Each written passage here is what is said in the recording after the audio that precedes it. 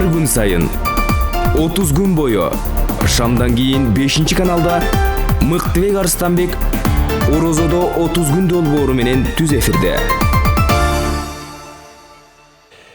Аламдардын жаратуучусу Аллах Субхану ва Таалага чексиз мактоолор айтам.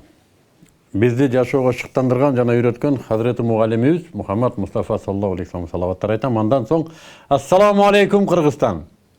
Орозоңуздар кут болсун. Мен чындыгында бүгүн эгер жер шарында бактылуу адамдар болсо, ошол адамдардын катарындамын бүгүн. Муну өзүм да сезүүдөмүн.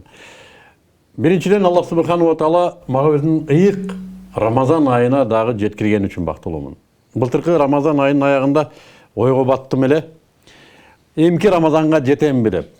Аллахка чексиз мактоолор, шүгүрлөр айтам, дуамды кабыл кылыптыр, жеттим. Алхамдулилла. Экинчиси, кайрадан мамлекеттик деңгээлде 5-каналдын эфирдик минбарынан Орозодо 30 күн аттуу өзүмдүн автордук долбоору менен чыгып атканыма өтө бактылуумун. Үчүнчүдөн, бул автордук долбоор 5-каналдын жетекчилигинин уруксаты менен 30 күнгө созулат. 30 күндүк бакыт элим менен силер менен бир жупуну журналисттер чогуу болот. Орозо Аллах Субхану ва Тааланын сооптор эгиндары.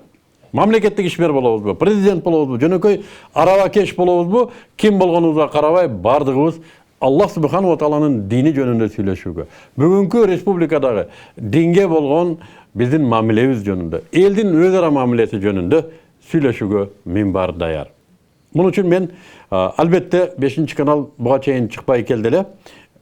Жаңы эле кайрадан иштей баштаганына карабай, биз али даяр эмеспиз, биз дагы даярданалы дебестен, Кыргызстан мусулмандар диний башкармалыгынын бир ооз өтүнүчү менен кайрадан ушул ишти жандандырууда көмөк көрсөткөнүгү үчүн чоң ыраазычылык билдиребиз. Жана мусулмандар дин башкармалыгынын Хазіреті муфтийи бүгүн бизде конокто. Ассаламу алейкум, Хазірет. Алейкум ассалам ва рахматуллахи ва баракатух. Ошондой эле бүгүн мен дайым өзүмдүн эң жакшы көргөн конокторумдун бири, кайерде эфирде болбосун, мен Жолбор Сагайды чыгармайынча жаным тынчыбайт. Бүгүн да ушул майданда Кыргыз Республикасында диний абалдын башатында турган устаздарыбыздын бири Жолбор Сагайбек. Ассаламу алейкум. Башында бисмилла дегенде эле куттуктоо сөзүнөн баштайбыз. Мен каалайм куттукташыңарды. Рахмат. Бисмиллахир-рахманир-рахим. Алхамдулилlah ва салату ва салам аля расулина амма бад. Биринчиден ушу ыйык, берекелүү, касиеттүү, нурлуу Рамазан айы менен ушу кыргыз элин бардыгын мен куттуктап кетемин. Жеке өзүмдүн атымдан, Кыргызстан мусулмандар дин башкармасынын атынан, албетте Жолбор Сагайды, Муктубек ажыны, ошондой эле ушу 5-каналдын ушу бардык башына турган мынакей Эрнис ажыны, ушул жерде бардыгын куттуктап кетемин. Жараткан Алла Таала өзү Рамазан айды ыйык кылып, өтө нурлуу кылып, Кур'ан-ы Каримин түшүрүп, өзүнүн айы, айлардын султаны кылып жараткан. Ушул жакшылыктардын бардыгын ушул элиме ушу каалап кетер элем. Жараткан Алла Таала баарыбыздын кемчилик каталарыбызды, күнөөлөрүбүздү кечирип, мээримине алып туура жолдон адаштырбай, дубаларыбызды кабыл кылып, пайгамбарыбыздын хадисинде айткандай, бейиштин эшиктери бардыгы ачылат, аягына чейин бирөө да жабылбайт. Дозоктордун эшиктери жабылат, аягына чейин бирөө дагы ачылбайт. Шайтандарды байлап койгон учурда биз достошуп, жүрөктөрүбүздү тазалашып, чогуу ыйлап, чогуу бейишке кире тургандайдан болойлу деп баарын куттуктап кеткен үчүн Алла Таала маарек кылсын. Аллах разы болсун. Сизге да ыраа көрсүн ушунун баардыгын. Амин. Жолбор Сага. Эми касиеттүү 30 күндүк орозо бүт дүйнөдөгү мусулмандардын абдан күткөн күнү. Ушул касиеттүү орозонун мына бүгүн башталышы менен бүт кыргызстандыктарды, кыргыз элибизди, Кыргызстандагы жалпы мусулмандарды ушул ыйык күн менен куттуктаймын. Кудай бизге республикабызды, өкмөтүбүздү гүлдөп өсүшүнө, ушул биздин кылган жакшы Кур'ан ихсандарыбызды Кудай өзү насип кылып, дагы Кудай бизди ушундай күндөргө, ушундай айларга дагы жеткирген болсун. Рахмат, Аллах разы болсун. Айтканыңыздар келсин. Сиздерге да, үй-бүлөңүздөргө да ыраа көрсүн ушул нерселерди. Анда ишти баштайбыз. Хазірет, Жолбор Сагай, эмнеден баштайбыз ишти? Мен биринчи Жолбор Сагай сизден сурагым келет да. Биздеги динге болгон мамлекеттик көз карандысыз кандай дейт, суверенитет доорунан баштап динге болгон мамиленин башатында сиз турдуңуз. Агай, ошол учурдан баштап 25 жыл болду ушул диний саясаттын башталганына. Бизде диндик саясат ушул 2099 жыл бекен, или 98 жылы алгачкы ушул дин комиссиясы түзүлгөн. Анда ал кездеги президент Акаевдин указы менен алгачкы ошол дин комиссиясынын жетекчиси болуп азыр көрүнүктүү ишмер Каптагаев болгон.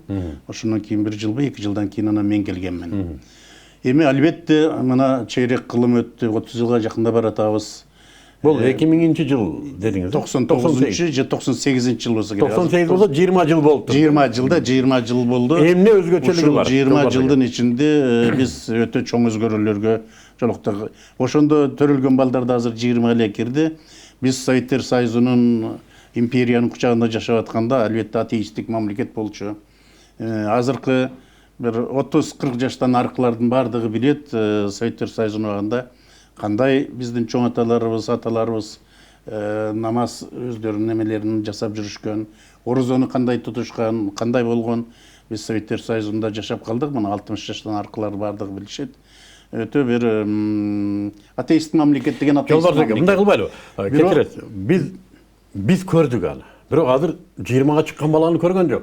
Бир-эки окуя эсиңизде болсо. Бирок албетте кандай орозо кармайт элек? Албетте биз анда орозо кармаганды жашырып, мугалимдер да келип даже стакандар менен суу ичирип, ушундай күндөрдү өткөн окуучуларга биздин башыбыздан. Мына бактыбыз бар экен, өзүбүзчө эгемендүү түтүн булаткан мамлекет болуп, өзүбүз саясатыбызды өзүбүз аныктап, Кудайга шүгүр азыр бизде дин жаатында болгон саясат биздин мамлекетте башка мамлекеттерге караганда, ошол эле биздин эсенги мамлекеттеринде көптөрүнө караганда бир топ жакшы. Ошол эле убакта биздин мына бул дин илим берүү, дин жагына баш буруу, ушул жактарында дагы бир топ иштей турган иштер бар албетте. Себеби биз 70 жыл атеисттик мамлекетте жашап, андан бери мына 20 жылдай дагы эркиндикте жашап, эми гана баштап атабыз. Кудай буйруса, тынчтык болсо, мамлекетибиз өнүксө, экономикабыз өнүксө, бул жагында да жакшы ийгиликтер болот деп ишенемин. Аллах разы болсун. Хазрет, сиз эл арасында жүрөсүз. Муфтиятка жетекчиликке келгениңизге сизге да 3-4 жыл болду. 4 жыл болду. Муфтиятта муфти үчүн бул чоң мөөнөт. Анын үстүнө бизге окшогон революциячыл мамлекетте бул чоң мөөнөт. 4 жылдын ичинде эмнени байкадыңыз? Элибиздин өскөнү, же болбосо тетирисинче ылдыйлашканы, эмне, кайсы тенденцияны байкадыңыз? Дин маселесинде. Дин маселесине токтой турган болсом, айылдарды деле, мына аймактарды кыдырып атабыз. Карап, ар кандай саясатчылар менен сүйлөшөбүз, аксакалдар менен сүйлөшөбүз, жаштар менен сүйлөшөбүз, окуучулар менен. Динге болгон түшүнүгү өсүп атат. Ай сайын, жума сайын, күн сайын бүгүнкү күнү динге болгон сүйүүсү, туура түшүнүк өзгөчө мынакей Ханафи мазхабты. Билесиздер, 2014-жылы Атайы Коргоо кеңеши болуп концепция кабыл алып, ошол жерде Ханафи мазхаб деп ата бабаларыбыздын Орто Азияда карманган ошол бир ортолук, толеранттуу, бир мындай жакшы светтик көз карашты четке какпаган, ошол эле кезде өтө акылактуу ушундай менен себеп дегенде мына билесиздер 2015-16 абдан күчөт эле Игл деген ушуларга катуу күчөгөндүктөн ушуга бир туруштук бере турган Ханафи мазхаб турду да. Ушул аркылуу сүйлөшкөнүбүздө көп адамдар биз андай кандай десем жырткычтык, жардыруу, андайлар динди биз андай түшүнбөйт элек, бул исламда мындай жок болсо керек деп көп туура түшүнүп, анан бүгүнкү күнү экинчиси арак ичип, баңгилик кылгандар, бири-бирин тоногондор, мушташкандар эми жок эмес. Таразага салыштырмалуу мурдага караганда чоң өсүү бар. Жаштарыбыздын бул наркотик менен аракка кетпегендиги. Бул деген таза коом тарбияланып атат, ыймандуу жаштар келе жатат. Эртеге Кудай кааласа ошол ыймандын бутактары бардыгы мөмөлөрүн бере турган болсо, анда Кыргызстан таптакыр башка мамлекет болот. Эң аман, эң тынч, эң берекелүү, эң кооз, эң үлгүлүү мамлекет болот деп ишенем. Эгерде биздин жаштарыбыз, кыздарыбыз, балдарыбыз ыймандын ошо чыныгы, нукура максатына жетип, акыйкатына жетип, мөмөлөрүн тилинен, көзүнөн, колунан, жүрүш-туруш адебинен, улууларды урматтаганынан, жада калса маркумдарды сыйлаганга чейин, исламда кандай айбандарды сыйлаганга чейин айтылат. Ошолор жанданбай атат да. Жаратылышты, ушуларды көгөртүү боюнча ата-энени урматтоо, эми бул туу, бул чоң нерсе. Үй бүлө бала чакаларга мээримдүүлүк көрсөтүү булар өтө чоң нерсе. Исламда жек көрүү деген жана жаман көрүү, күмөн сүрөөнүн баарын тыюу салган. Ушу мөмөлөр чыга элек азырчы. азыр ошол жаман арактан арылып, жаман наркотиктен арылып, уже мындайча айтканда агым бурулду. Эми кичине мындай асфальттык жолго түшкөнгө чейин кичине ылдый болот. Кээде намаз окуп, кээде окубайт, кээде орозо тутуп, кээде тутпайт. Бирок азыр мына бүгүн тапкандарын жакшы сарптап атышат, элибизге сарптап атат. Көп адамдар ушул жерде жолдорун оңдоп атат. Ошол акча тапкандар мурда эми көбүнчө ошол арак, той тамаша ошол жаман иштерге эле көп кетип калчу эле да. Азыр бүгүнкү күнү аймактарды байкап атсак, ошол жердеги акча тапкандар ошо намаз окуп, ошол эле кезде өзүнүн көрүстөрүн оңдоп, жолдорду оңдоп, сууларды чыгарып, каралбай калган үйлөргө жардам берип, кембагал жетим жесирлерге, социалдык проекттерге ушу кол салып аткандары сүйүндүрүп атат да. Мынакей чындап эле мекенин сүйүп, ошондуктан биз мына элибизди ушундай мындай Кудайга шүгүр азыр жакшы доордо жашап атабыз, дастаркондорубуз кең. Кичине ортобуздагы ынтымакты күчөйтүп эле биримдүүлүгүбүздү бекемдесек, Кудай кааласа мына Кыргызстандан айлансын да.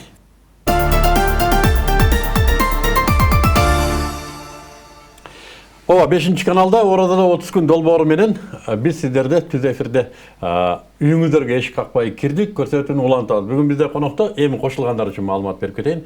Кыргызстан мусулмандар диний башкармалыгы, тагыраак айтканда Кыргызстан мусулмандарынын хазирети муфтии Максат Ажы бизде конокто, жана биздин аксакалыбыз диний саясаттын башатында турган агайларыбыздын бири Жолбор Сагай Жоробеков бизде конокто. Биз буга чейин Кыргызстандагы буга чейинки диний тарыхка бир аз сарасеп жүргүздүк. Реклама келип калды эле, мен Жолбор Сагайдын сөзүн бөлдүм. Hazreti Mufti'nin sözünü ulap, menem üçün mamlekеттеги стабилдүүлүктү, mamlekеттеги бейпилдикти айтып атам. Себеби мамлекетибизде стабилдүү болсо, экономикалык жактан гүлдөсө, өнүксө, өссөк, бул сөзсүз биздин диний жааттагы маселелерибизге дагы оң таасирин тийгизет. Hazreti Mufti айткандай, азыр бизде жакшы жигиттерибиз өсүп атат, оокаттуу бизнес тарабынан жакшы ийгиликтерге жетишкен. Ошолор бир топ жакшы иштерди жасап атышат. Ал эми биздин мамлекетте кандай стабилдүүлүк болбосо, бул жанагы немелерге көп жагына жаман жактарын алып кетет экен, эл деген селдей да.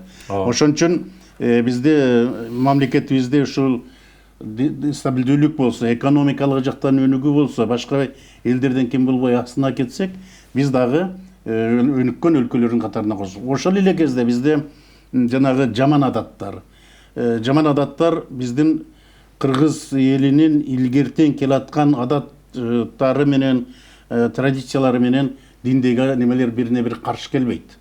Бул бирдей гана атаны сыйлоо, улууну урматтоо, кичини сыйлоо, ушул көп нерселер бизде дин менен, ислам дининин ушул биз тутунуп аткан мазхабында эч кандай немеси жок.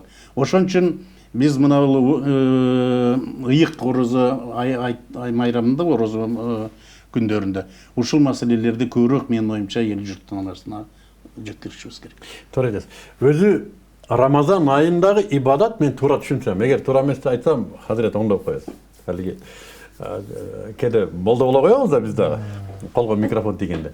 Мен туура түшүнсөм, Рамазан айынын ибадаты бул дават деп. Мен ушуну айтып түшүнөм да. Рамазан айы бул өзү мектеп болгондон кийин демек адамдарга пайдаланып калыш керек. Жана хазирет айтып атпайбы? Шайтандар тушалды, тозоктор жабылды, адамдардын жүрөгү жибип турат. Өзүнүн дини жөнүндө маалыматка зарылдык бар, муктаждык бар. Демек, Жолбор Сагай сиз айтып аткан, мисалы үчүн бир жыл чече турган маселени Рамазанда далай көбүн чечип койсо болот. Ошо туура жеткирүү менен эле муну журналисттер көңүл бурса болот экен го. Мен бар берилип атат. Тетирисинче радикализм, дагы башка нерселерди мына ушундай майдандар менен чечсек болот да. Туура. Туура, биздин элибиз өзү затында биздин элибиз радикал эл эмес экен деп койдум мен. Өтө сабырдуу эл экен, данышман эл, тарадалап салып, карап, анан иш кыла турган эл экен. Хазирет, ушу өткөн убакыттын ичинде сиздин купулуңузга толбогон эмне иштер бар? Мунуну мындай кылсак мындай болот эле деген. Бул жөнүндө эле сүйлөшүп койсок туура болот. Жок. Мен айтар элем да, ушу азыркы боюнча сиздин сурооңузгачы, бүгүн ибадаттар кандайдыр бир деңгээлде жанданып атат. Буга өтө чоң шүгүрчүлүк, чоң ыраазычылык. Намаз дейбизби, зекет берүү, ажылыкка баруу дейбизби, орозо тутуу дейбизби, кандайдыр бир деңгээлде Куран окуу, булар бар да. Бирок ислам бул менен чектелбейт да. Ислам дини ибадаттын аты эмес да. Ислам дини 5 тармакты өзүнө камтыган нерсе. Ошонун бирөөсү эле ибадат. А бул жерде адеп акылак каякта калды? Бул жерде мамиле каерде калды? Бул жерде жүрүш туруш, ишеним, тутумдар каякта калды? Ушулардын нерсеси исламга өзүнө акаид, ибадат, муамалат, муашарат, ахлак деп бөлүнөт да. Ушунусуна бүгүн азыр кичине ачка болуп немеге мындай менин култум тутпай эме болбогондугу ушул кичине кулк мүнөз, адеп ахлакта болуп атат. Биздин сабырдылыгыбыз кетип баратабы, уруша кетебиз, жаңжалдаша кетебиз, жакшы эле билимдүү адамдар тилинен жаман сөз чыгып кетет, жалган, жала дегендерге өтүп кетип атабыз. Мындай жек көрүү, кек сактоого өтүп баратабыз. Исламда ушу такыр караланганда булчу. Мына ушу Рамазан ай азиз айткандай, ушундай бир мүмкүнчүлүк бар жүрөктөрдү тазалаганга. Биринчиси, экинчисинде алымдар айтат, Рамазан айда кайсы жакшы нерсени ниет кылып баштасаңыз, жылдын аягына чейин жаратканым ошого жардам берип, тоофик берип, мүмкүнчүлүк берет дейт. Ошондуктан келиңиздер баарыбыз бири-бирибизден жогору сезейли. Ким гана болбосун. Ал мисалы жөнөкөй кембагал же болбосо бир инвалид болсо да ушу менен жогору деп, аны кемсинтип текеберленбейли. Жүрөктү текеберленгенде тазаланганга мүмкүнчүлүк Рамазан айы. Көрө албастыкты токтотойлу. Бүгүн көрө албастык, ага кимге жаратканын тагдырда канча берсе, жөндөмдүүлүгү, өзүнүн байлыгы, бала чакасы, күчү, сулуулугу, башкасы кандай болсо, бул жараткандын бергени. Жараткандын бөлүп бергендигине каршы чыкпаш керек. Тескерисинче, ошондой жакшы нерсе жетип аткан болсо, биз ыраа көрүп, менде да ушундай болсо деп суктануу болсо, бул шарият буну мактайт. Анан кийин буда жок болсо экен, мындай болсо экен деп, бунун баласы диплом алды, бунун баласы мынтип кетти. Бизде ушул нерсе кичине аксап атабыз. Ушуга бир көңүл бура турган болсок, Кудай кааласа Кыргызстанга чет мамлекеттен да коноктор келгенде, биздин адеп ахлагыбыз менен таасирленет, ибадатыбыз менен эмес. Биздин мамилебиз ошол жерде самолеттон күтүп алгандан тартып, самолетка чыгарып ассаламу алейкум деп, мынакей азыр аалам таан алып атат. Көчмөндөр дейбиз, башкалар дейбиз, Орто Азиядагы азыр карап туруп биз чет мамлекетке жүрүп атабыз. Кыргызстанда сөз эркиндиги, дин эркиндиги ушунчалык камсыздалган, ошо динimiz сөз эркиндиги деп эле биз ушактап ал шариятыбыз чек коюп койгон. Эркиндик бар. Бирок башканын укугуна кирип кетип, ушул нерселерден этияттана турган болсок, эми азыр соцсетте тармакта көрүп атасыздар. Ошону ушактоолордон, жала жабуулардан, ушундай жаман эмелерден биз этияттансак, Кудай кааласа өтө жакшы, тез аранын ичинде үлгүлүү ыйманда ааламга мамлекет боло алабыз деп ойлойм. Иншалла. Жолбарыс ака, сиз эгерде кайрадан, балким Кудай билет эми, кайрадан ушул кандай дейт, дин рупоруна келсеңиз, кайрадан дин кемесинин ролуна туруп калсаңыз, штурвалына, эмнени кылыш керек деп ойлойсуз? Келбесеңиз деле эми бул жерде коомдун үстүндө турган адам катары. Албетте бизде маселелер бар, биротоло чечилип, бардыгы бизде абдан дегенден алысмын. Албетте бар көп маселелер. Мунун бардыгы бизде информациянын жетишпегенинен, бирин-бири жакшы түшүнбөгөндүгүнөн болуп атат. Кээде бизде ушул мен мусулман динине тутамын, мен ажыга барып келдим, мен 30 күн орозо тутуп атам да дегенде ушундай бир айрыкча саясатчылардын арасында бир эмелер көбүрөөк да. Бираз мактанып коюу. Себеби өзүнү көрсөтүү, себеби көпчүлүктүн арасында өзүнү кичине бөлүп көрсөтүү. Бул мен кыйынмын, мен ажыга баргам, мен деген ушундай иштерди жасап атам деп. Себеби бул болбогон нерсе. Анын үстүнө кээде мулдыкилердин арасында да бар да, дин мамлекеттен бөлүнгөн деп. Муну ар түрдүү интерпретация чечмелегендин кереги жок. Себеби дин деген албетте өзүнчө. Ал мамлекет эч качан Курандын ичиндеги жоболорго канча жолу адамдар намаз окуйт, канча жолу ажыга барат, башка ишке кийлигишпейт эч качан. А бирок ошол эле адамдардын коопсуздугу, жүргөн турганы, экономикасы, айрыкча даже мечит курганда деле ошол мечиттин архитектурасынан баштап туруп теги сейсмика башкалардын бүт баарын өкмөт өзү стандарттар бар да, ошол аркылуу эме кылыш керек. Биз мамлекеттик саясатты жүргүзүшүбүз керек. Мамлекеттик саясат бул негизги коомдун коопсуздугу. Анан кээде жигиттер айтып калышат да, эми жаңы айрыкча мусулман жолунан түшүп, жаңы неме кылып, айрыкча булар жанагы бир кийимдерди кийип алышып, биз абдан эмес деп. Ошону менен эле өзү бул мусулмандын абдан эмесин эмес бул жүрөгү менен. Анан сөзсүз эле бул кийим-кечектен эмес. Бул өзүнүн негизги маңызы менен, жүрөгү менен гана сүйүш керек да. Себеби Биз эмне үчүн мен кыргыз элинин жанагы традициясы деп атам. Ана Азирети Муфти собственный калпагы менен эмеси менен биздин кайсы жерге барса Кыргызстандын муфтиси экенин билет. А мисалы үчүн түрктөрдү карайлы же башка айталы эң көп мусулман мамлекет Индонезияны алалы, Малайзияда бүт өздөрүнүн кандайдыр бир улуттук белгилери менен болот. Ал эмес мына татар туугандарды алалы Москвадан эме кылып, тоже өздөрүнүн бир эмесин. Ошон үчүн бизге Орто Азияга дегеле чыгыш жака динди тараткан айталы түрк немелери болгон да биринчи. Ошол мына Ататүрк деле биринчи революциядан эме кылып келип, баягы чоң бир тургандар деген болот эле аларда, жанагы азыркы селдиден да башка бир чоң. Ошолорду жоготуп шляпа кийсеңер де биринчи эмесин чыгарганда, бул деген мамлекеттин мыйзамдарына баш ийиш керек. Мына ошого баш ийип, азыр түрктөр өзүнчө бир эмеси менен келатат. Кайсы мамлекетти алалы ошондой. Биз дагы дүнүйөлүк мусулмандардын арасында өзүбүздүн текчебизди таап, мисалы үчүн Азирети Муфтидай болуп, мына бул Кыргызстандын илимий аалымы деген менен чыгышыбыз керек.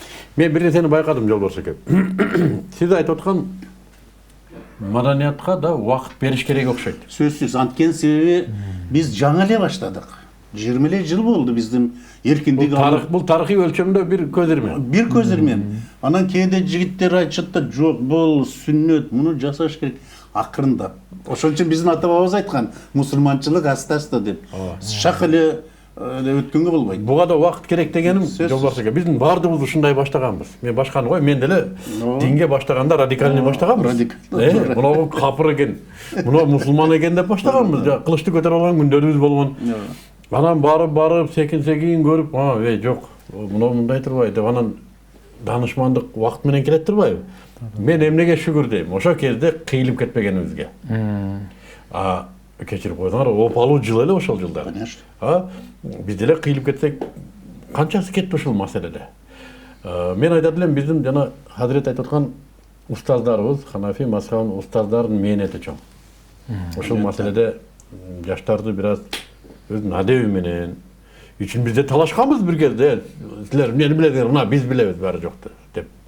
Силер билесиңер, бирок мына маселе мындай деп адеби менен түшүндүрүп келип, мына Кудайга шүгүр, азыр өзүбүз ошондой болуп калдык. Жанагы кылычын сугуруп алган радикальный адамдарды секип деле жылмайып. Мисалы үчүн биз кичинекей кезибизде мектепте окуп жүргөн кезибизде кээде чач койдуруп барып калсак, чоң аталарыбыз таяк менен уруп капыр болуп калдың деп туруп абдан катуу кармайт эле. Же болбосо кандайдыр бир орусча сөздөрдү кошуп сүйлөсөң, капыр деп, капырдын сөзүн деп. Анан азыр эми ойлойм да, мисалы үчүн Москвада болсо, жана чоң мечитте гайнөдөн орусча маселелерди айтып турса, же болбосо Лондондун бир чоң мечитинде англисче Куранын немелерин интерпретацияларын айтып турса, чоң аталарым кандай болот эле деп ойлойм да. Буларга да бир учурда революция болгон, Жолборс эке. Мен биздин айылда чач койдурбайт эле да. Мен эсимде бала кезде. Анан бир чачы бар киши келип калды, намаз окуган киши. Анан аны молдолор, эми молдо келер ошо кезде ошо мен молдо деле калган эмес, сайдын учурунда чын айтканда кичине илими бар медресе көргөндөрдү айтып атабыз. Ошолор уртокмун калып калганда пленде болгон бир киши болгон экен. Орус согуш учурунда. Ошо айтат, мен дейт, Каирде пароходдо паромдо кетип атып, мусулмандарды көргөм, чачы эмнерден болот деп. Койчу, ооба. Жок, анан аларда революция болуп, кийин бул акырын өсө турган нерсе. Жок, ошон үчүн бул мына касиеттүү Оруз айында турабыз. Бул акырындык менен. Жанагы айтылгандай радикалдуу түрдө бир эме жасабаш керек эч качан. Бул акырындык менен буйруса, Кудайдын бир жакшы эмеси болсо сөзсүз боло турган нерселер, сөзсүз келе турган нерселер. Мен да эсимде, мисалы үчүн иштеп жүргөн кезде Ошко чоң мечитке бир барып калсак, сыртына жазып коюптур, баш кийимсиз кирүүгө болбойт деп. Анан чакырып сурадык да, кандай. Мисалы үчүн бирөө келатып, көңүлүнө неме болуп, дараталы бир намаз окуйунчу десе, баш кийим жок болсо, кире албай калса, болбойт деп туурабы? Эми баш кийим албетте бизде мына чыгышта бул бизде неме болуп калган. Мун сөзсүз мунан сөзсүз болуш керек, баш кийим менен сөзсүз болуш керек. А бирок биз көрүп жүрөбүз да, башка араб мамлекеттери, мусулман мамлекеттеринин баш кийимге анча деле эмеси жок. Бул сырткы көрүнүш. Ооба. Бирок ошондой болсо да мааниси бар. Мен азыр сизге улутчулдук жөнүндө суроо бергим келет да. Бизде шариятта мен билгенден улутчулдук харам. Улутчулдук менен улуттук өзгөчөлүктү кармоонун айырмасы менимче өтө сыйка болсо керек. Ошону түшүндүрүп бере аласызбы? Эмнеде ушул нерсе? Каягына өтүп кетсек арамга кирип кетебиз, улутчулдукка. Каеринде жүрсөк, улуттук өзгөчөлүгүбүз менен жүрөбүз. Биринчиден улут боюнча Алла Таала Кур'анда айтат, убакыттын аздыгына караганда мен кыргызчасын өтө берейин. Эй адамдар, биз силерди бир эркек адам атамыздан, бир эне Хава энемизден жараттык. Жана силердин араңарда улут, уруу, эл кылып жаратып койдук, бири-бириңерди, өзгөчөлүктөрүңөрдү тааныш үчүн. Демек, ар бир улуттун өзүнүн өзгөчөлүктөрү жана руханий баалуулуктар бар. Ушул жерде пайгамбарыбыз Мухаммад алейхиссалам өзү араб болуп туруп, өзү айткан акыркы хутбасында арабтын араб эмеске эч кандай артыкчылыгы жок. Актын карага эч кандай артыкчылыгы жок деп. Ошол жердеги айтылган хадистерден ким улутчулукка чакырса менден эмес деген. Улутчулук үчүн жан берсе да менден эмес деген. Ошондо сахабалар сиз сурагандай азыркындай суроо берген. Биз өзүбүздүн улутубузду жакшы көрсөк, улутчулукка киреби дегенде, жок кирбейт деген. Мисалы мен кыргызмын, кыргыз улутун жакшы көргөнүм бул улутчулукка кирбейт. Улутчулук каерде кирет? Башка улутта адилеттүүлүк туруп, сиз өзүңүздүн карап туруп, улутуңузда адилетсиздикке тартып койсоңуз, мына ушул улутчулук.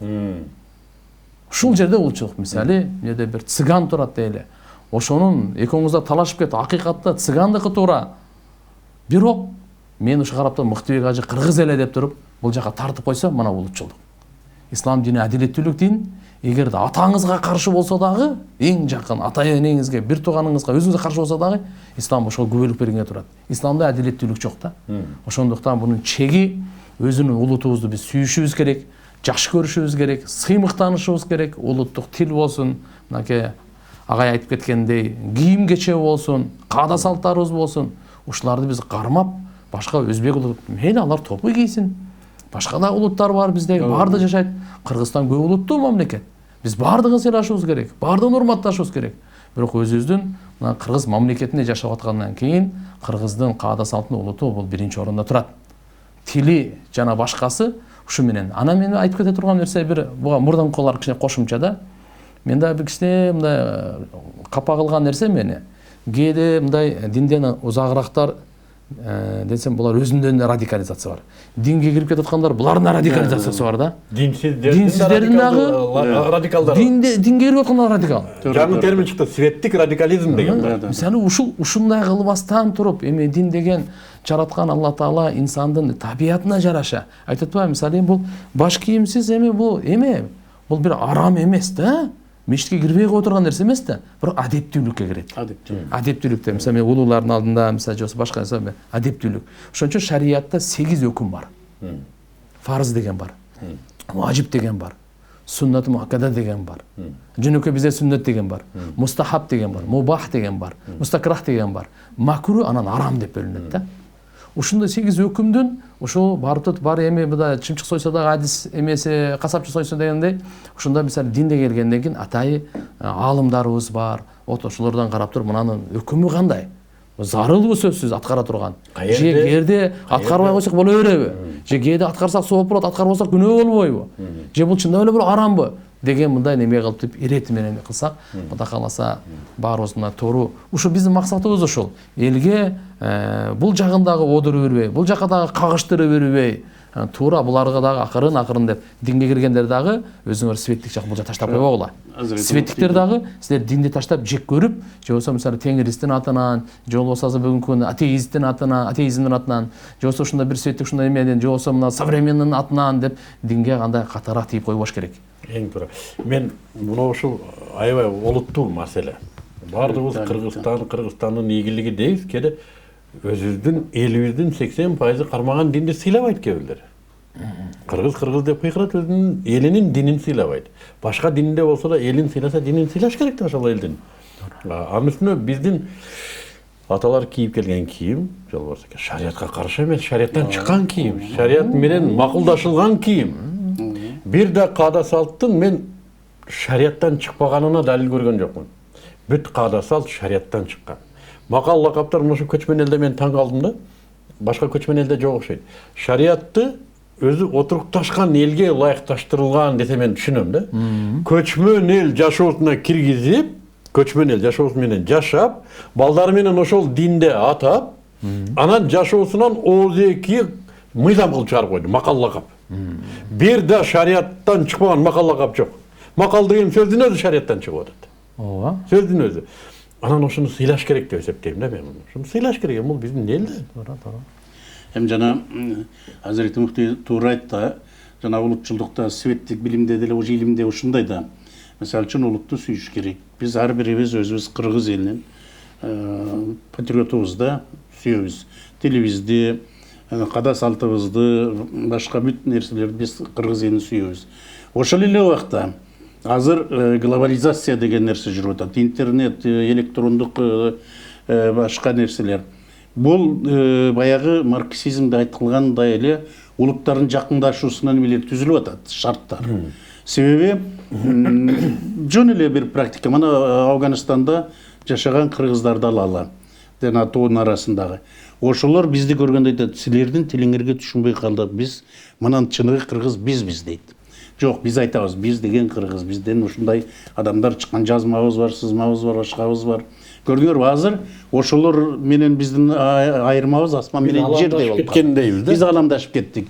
Ошол эле кезде биздин тилибизде дагы, башкабызда дагы, жүрүм турумубузда дагы.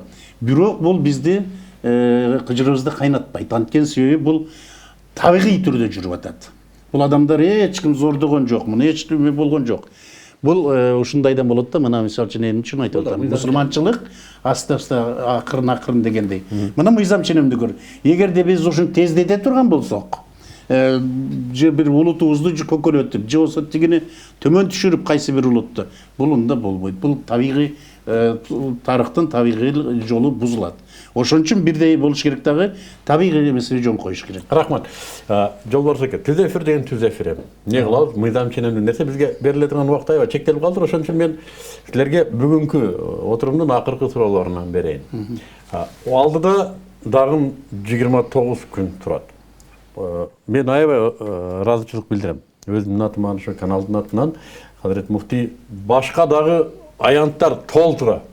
Бул кишини жанагы эмеде эле сууруп алып келдик да, бияка келесиз деп. Ошого эми пайдаланып калалы. Элибизге эмне кеңешиңиз бар? 29 күн эмне кылыш керек?